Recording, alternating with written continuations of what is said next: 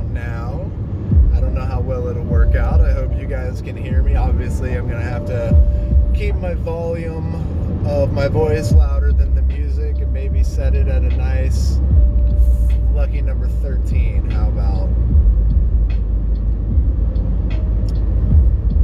So yeah, when I start uploading the videos, I've noticed that usually there's a decent amount of background noise coming from my car. A lot of times it's because I am just flying down the interstate, but I'm really happy that a lot of you guys have been commenting and subscribing, so it means a lot to me, so I really appreciate that. So as always, if you have any like-minded friends or family who thinks along the same lines of you and you're enjoying these, please share them. It would really help, because I really want to get more conversations going along the lines of just what we talk about here, and kind of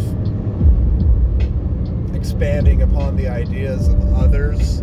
I've noticed that there's been a big trend lately of, Ray Dalio's book, Principles for Dealing with the Changing World Order, has been more or less talked about amongst some of the many finance related channels that I follow. I mean, even Andrew Jeek finally said something about it and started talking about it, and I love that even a crypto guy like him, who's very up to date on the current trends as far as cryptocurrencies and NFTs and things like that goes. I love seeing it. One of the big things about that, though, that I really noticed was, Ray Dalio, when you do listen to him, I think even like on the Lex Fridman podcast, Ray doesn't do too much in crypto. He kind of knows that I feel like he knows that he's kind of past it. So, whether or not Bridgewater does actually invest in crypto is something I don't know. What I do know is from the book itself, Ray, from the book, or just kind of keeping up with some of the other YouTube videos that have Ray in them, he's still, I don't know if he's necessarily bullish on gold, but he's definitely, he definitely sees value of gold. And that's one of those things that I would argue against, in the sense of, I don't think that, even though history past has showed us that in times of economic hardship, people generally tend to revert back to hard currency like gold. I don't think that is necessarily going to be the case in a changing digital landscape in the world that we live in today. I don't think that people are going to want to go back to carrying around any kind of heavy coinage on their person as far as a means of exchange. I think just as a society, regardless of how much we fall, that base level of whatever currency we use isn't going to go back as far as having actual precious metals. I don't think that precious metals will ever reach the height or whatever that a lot of these guys who are bullish on them think that they will. And I think that a lot of that is, pie in the sky type of dreams, Dogecoin to the moon type of deal. And they've just been sold a basket of ideas and a basket of goods, and they are just trying to rationalize their buyer's remorse. But anyway, I had one of my little brilliant ideas today, and I wanted to give it a little talking about today, and that's essentially Elon Musk's Neuralink. I don't know where he's at with it. It's one of those things that we haven't, me personally, I don't know about us, but I haven't heard about it in a while. It was kind of like the big talk of the town a couple of years ago. And, I know that he's got the satellite internet where you can connect anywhere in the world. I forget what it's called.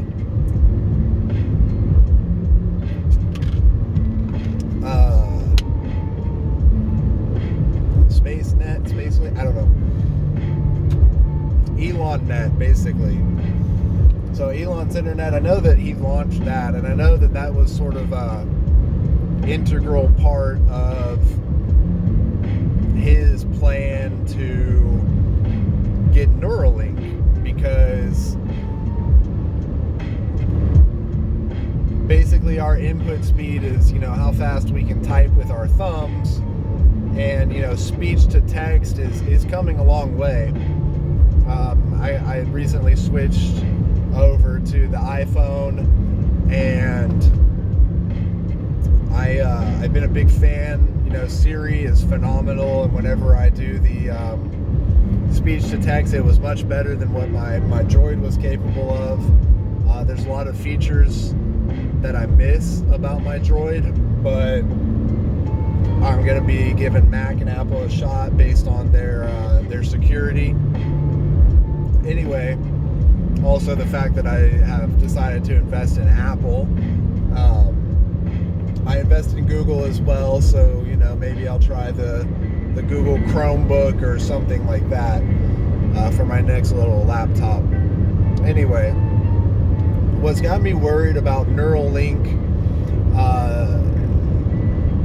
isn't necessarily, let's talk about some of the positives. I think that there's a lot of good that can come out of Neuralink. I think that it'll make us more productive as a society because it'll give us immediate access to information. We are going to have to solve the misinformation, disinformation problem if that's something that's to happen. But it will give us that ability. I almost kind of think like Ready Player One style, where he goes into the computer, the internet cafe in the game, because he's being chased. They can track his IP and where he's logged in from, so he can't stay in one place for very long.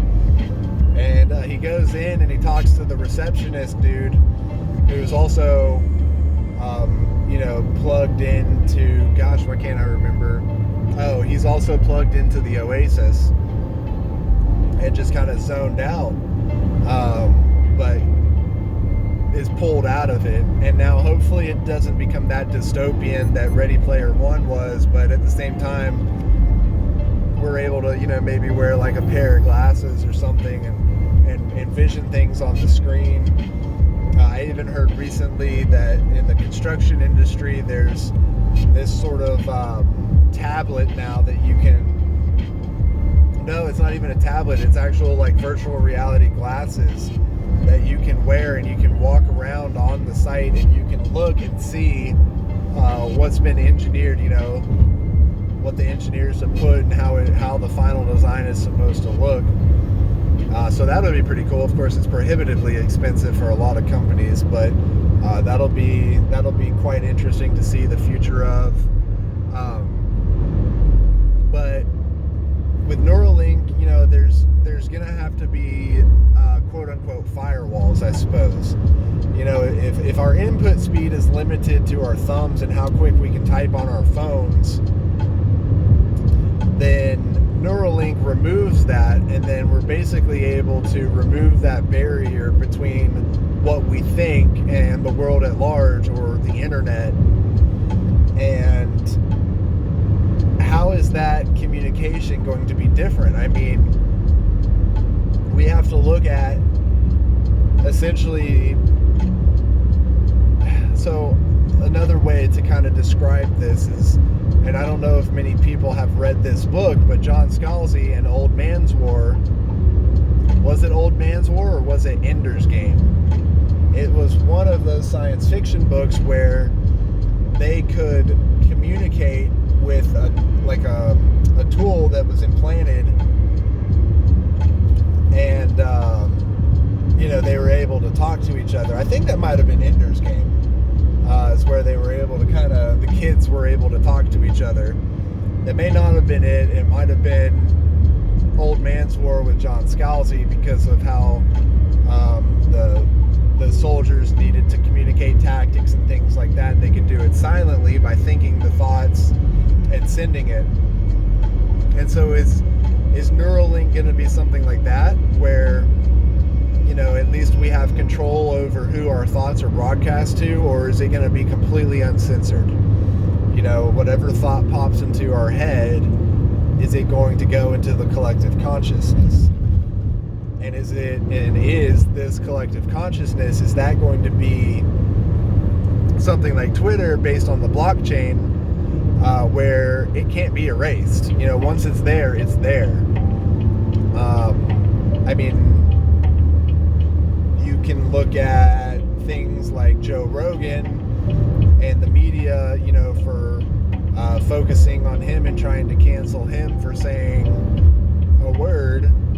And that leads me into one of the other things is, with cancel culture being in such a way that it is, if this isn't something that's looked at and we don't have a way to censor certain thoughts, then what's that going to look like? You know what I mean? And if certain thoughts are unable to be censored, does that mean that cancel culture is going to come after me next because of some crazy thought that I have about, I don't know, one of the many genders or something like that? I just picked that example because that was a hot button issue and has actually been brought up in another video I watched recently that was actually talking about the changing world order in Ray Dalio's book, because hard times create strong men create easy times, easy times create weak men, and that's kind of where we're at as a nation. The United States, kind of weak right now. And if cancel culture continues and Neuralink becomes a thing, are people let's say we are able, to censor our thoughts, is that thought still going to be stored somewhere on some database, on some blockchain-based technology? These are all questions we have to think of. And if those self-censored thoughts are stored,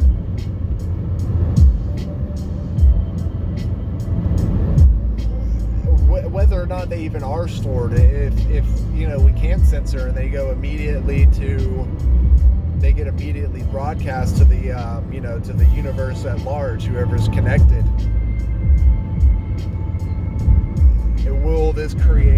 will there be some Orwellian type thought police? Will that pave the way for something like that? And because it wouldn't be hard to have the programming and have the AI,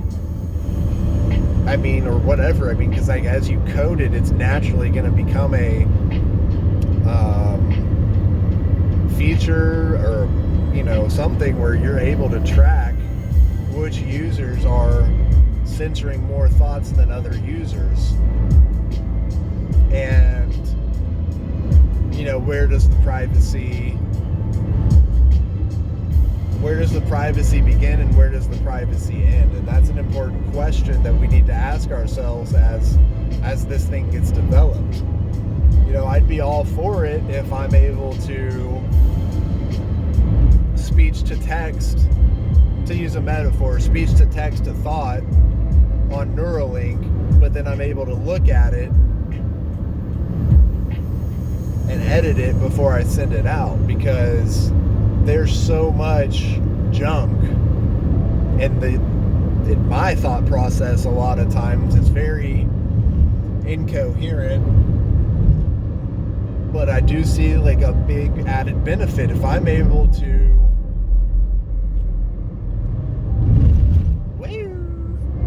that was on the road, I wasn't off the road. If I'm able to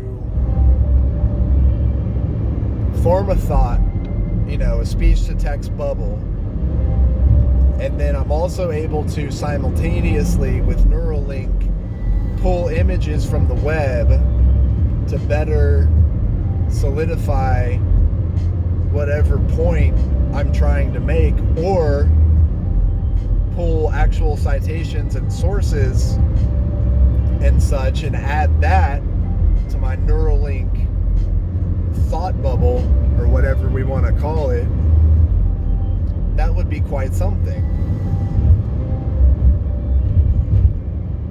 I mean, that's the possibilities, right? There's so much that we have to discuss as a society, not just as an American culture, but I would imagine that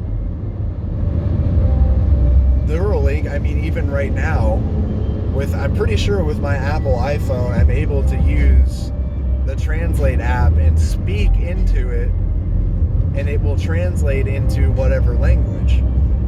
There was the Lens app that came out not too terribly long ago, that you could hold your phone over something and it would actually, like, you could hold your phone over some kind of like text in another language and hold it, and on the lens itself would translate it in real time. And that was available as an app years and years and years ago. I think 2012, I maybe a little bit after that. Yeah, it had to be after that. I don't remember using it when I lived abroad, but I think I used it, I don't know. Maybe it was as late as 2014, 15, but the fact that that's a potentiality and capable of being done now means that Neuralink will allow you to have a conversation with anybody, anywhere in the world, in any language, immediately.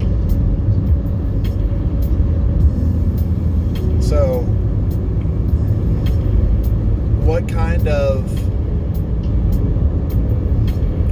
cacophony is that going to create on the Neuralink network? So I would imagine there has to be some form of self-censorship that happens.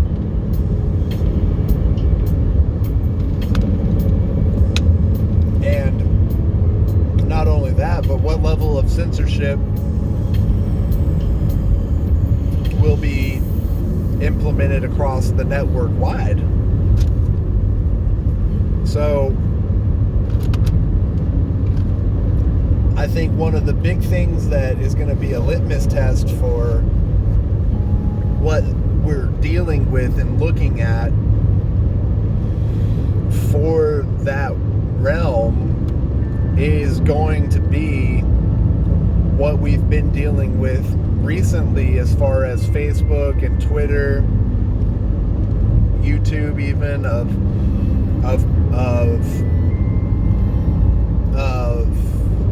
certain people getting quote unquote deplatformed. Are there going to be voices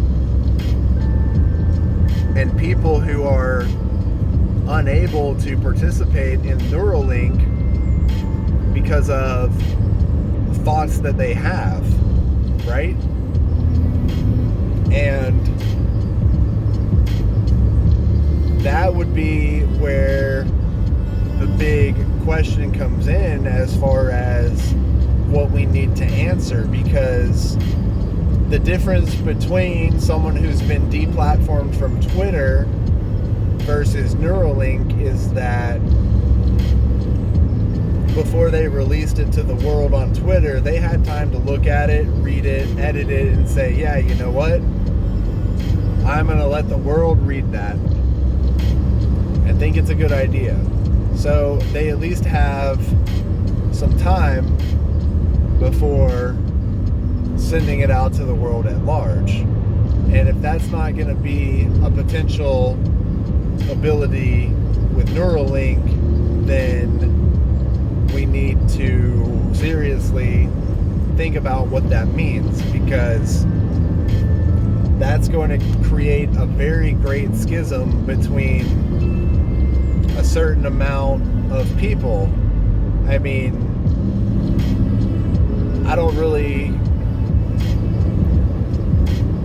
I don't know. Is there going to be like echo chambers? Is Neuralink going to be like a Reddit style forum where you go into a sublink and that's where you participate with all the people who want to chat about politics, or all the people who want to chat about Chryslers, or all the people who want to chat about bird watching, and then you follow a bunch of sublinks and whatever topic strikes your fancy that day, whether it be the new video game that came out that's been a big hit, or the most recent event happening in pop culture. What's it gonna look like? And these are all questions that I think need to be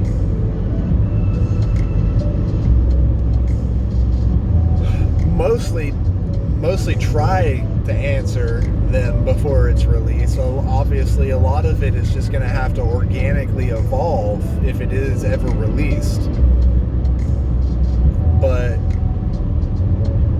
yeah, it's something that I haven't heard of in a while, so I don't even know where it's sitting at. I don't know if Mr. Elon is still dead set on making it happen like he has been with Starlink. There it is. Yeah, right. Like that one, it just rolled off the tongue. I didn't have to even think about it, but so be it. I'm not going to go back to the beginning and edit or reshoot this video, because this is stream of consciousness. That's what these are. Well,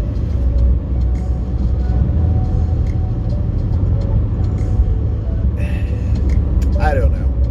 There's this post on the conspiracy subreddit about how Elon is actually not the anti-establishment billionaire that he plays himself to be. How he's actually like in on the whole thing, and that's why he's doing things like developing Starlink and Neuralink and all of that jazz. Like he's actually just pretending with his facade to be all anti-establishment, blah blah blah. But on the back end, how we've talked before about the 3D chess. He's playing chess with all of us, but like up here, he's playing Go or Chinese checkers, or however you want to think about it. He's on that next level, that next playing board, and the avatar that he plays on what he portrays to the public is not the avatar or what he truly thinks or is. But again, that was just one of those mini conspiracy theories that someone threw out there on the subreddit as fact.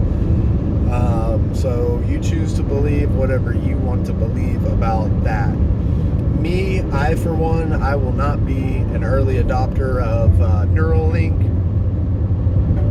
I would hesitate. I think that there's going to be a lot of people that would put themselves in that camp, that are going to wait to see what happens. And I don't know. There's a lot of different directions this next conversation could go, but I would imagine that there's going to be a lot of interesting things that happen in the early days of Neuralink that make history. And, you know, if you're not a part of it, well, you're going to miss out, but you're also going to have more of the steadier ride once a lot of the bugs gets worked out and things get smoothed over. But there's going to be a lot of things that can be done, and a lot of new businesses, and a lot of new industries, and probably a lot of new scams, and a lot of new money that can be made when it first comes out. So I have a feeling that it will be like a huge metaphorical dopamine rush to society. And all of the people who do get on it are going to be like, oh my God, it's amazing, it's amazing, it's amazing. Like, what are you waiting for? You know, just like everyone kind of is with like a Tesla or something. It's like, you got to get one of these. I mean, I personally have never driven one, or I have rode in one, but I've never driven one. So they'll all be like, oh, you gotta do it, you gotta do it, you gotta do it. But then, like, by the time it's adopted by, you know, the first standard deviation, 86.6% or 86.4% of people, it's going to kind of even out, and it's going to be a little bit more even keeled, and then it's going to grow and be kind of just what it is. You know, and then what does that mean as far as programming and control? You know, what kind of control is that chip that we put in to connect to the Neuralink network? You know, what is that going to do to our brains? And what kind of control does that provide the operator? And how easy is it to take out? What's the consent of that look like? Etc., etc. So lots and lots of ethical and moral and all kinds of questions that need to be asked. I hope that we can figure it out, but again, I'm scared because of cancel culture. I'm scared that it's going to create a great schism, and I think the faster and faster that you know, the whole Ray Kurzweil singularity. I mean, that was a book I read back in high school, the singularity theory. Pretty heavy stuff, but you know, now Ray Kurzweil is like big up at Google. I mean, that's like what made him, that book. And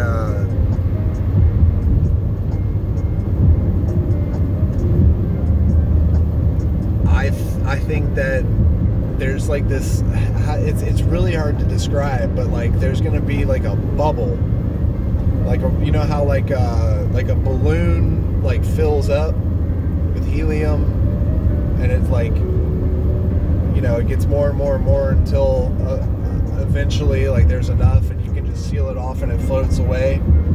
But there's like that at the bottom of wasted helium or extra helium, and also all of the helium that was, you know, in the canister that didn't make it. Well, using that metaphor, I think all that helium is the people and the adoption of the technology, and things like vaccine passports. You know, having Neuralink is going to make it incredibly, having a cell phone, having Neuralink, whatever, it's all going to make it incredibly convenient to have a vaccine passport, stay up to date, and do whatever society at large deems as, you know, the best choice at the time for international travel, for the good of the public health. So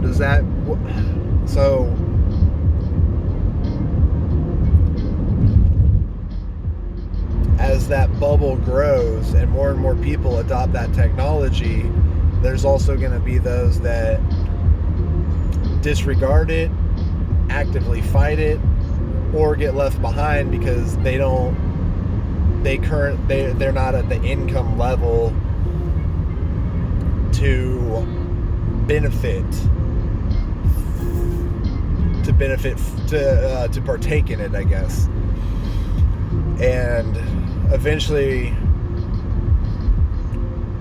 you can almost imagine that balloon being like the rocket ship that goes to Mars, right? Like those wealthy upper middle class people, or the people that participate in that technology and are willing to kind of move in that direction. And then it breaks off. It's no longer like a triangle of like the 1% at the top. It kind of is going to like form and just leave everyone at the bottom, from which a new hierarchy, of course, will form. But that's going to actually divide the people, and the people who are holding on to the old ways versus the people who are progressive and adopting the new technology and going on with the new stuff. I mean, that just leads us all the way, if you play that thought process out, that leads us to, what if aliens are just us from the future, that, separated? What if it's that bubble of people that increasingly chased technology advances, and whatever. So, who knows? I don't. It's fun to talk about. It's fun to think about. It's all good questions to ask. Until then, please, again, like and subscribe. Thank you for your comments. I do appreciate them. If you have any thoughts to add, please add them. I would love to follow up with a video response and talk about it. Wow, you don't see a Dodge Viper every day. That's pretty cool. And just add to it and talk and have an open discussion. And yeah, so thanks for watching. Thanks for hanging in there for 30 minutes, and we'll see you on the next one, friends.